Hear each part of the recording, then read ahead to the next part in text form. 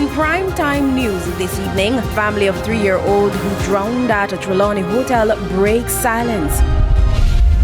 57-year-old woman left in limbo following a medical dilemma. 57-year-old woman left in limbo following a medical dilemma. And later, former Prime Minister P.J. Patterson weighs in on the spice debate.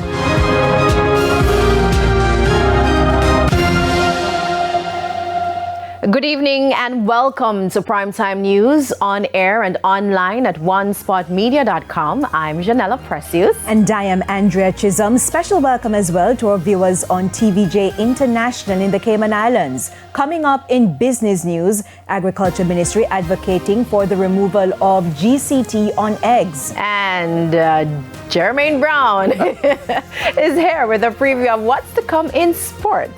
Thank you, Janelle. Well, over in Antigua, the Jamaica Scorpions and the Leeward Islands Hurricanes were locked in a keen battle in their regional 4-day match. And of course, the Reggae Boys take on the Soca Warriors in Montego Bay later this evening. We'll tell you more when you come back.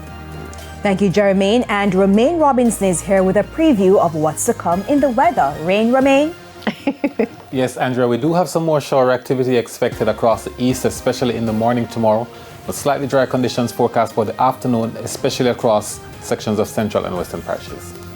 You know, I think the morning rain was a welcome today, I must say. Well, it wet up my clothes on the line. But let's There's also sports commentary and E-Prime later in this newscast. But before the break, the feedback question. And this evening we're asking, what do you make of the government's crime-fighting strategy so far in 2025? You can share comments online, facebook.com/television Jamaica, and post on X at TVJ News Center.